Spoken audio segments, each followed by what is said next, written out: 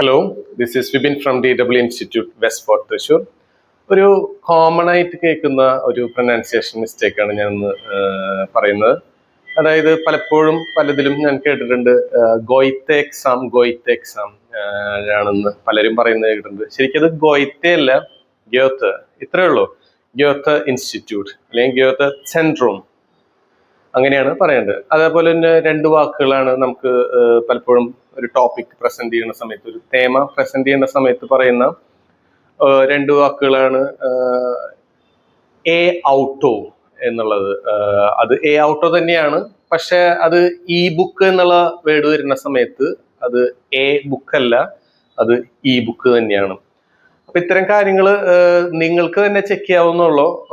അതായത് ഡിക്ഷണറിയിൽ audio play ചെയ്താണെങ്കിൽ ഇത് നിങ്ങൾക്ക് സുഖമായിട്ട് കേൾക്കാൻ പറ്റും. അപ്പൊ അത് നമ്മൾ സെൽഫ് സ്റ്റാൻഡിങ് ആയിട്ട്, അത് ഇൻഡിപെൻഡന്റ് ആയിട്ട് തന്നെ ചെക്ക് ചെയ്യാൻ നമ്മൾ പഠിക്കുകയാണ് ബെറ്റർ.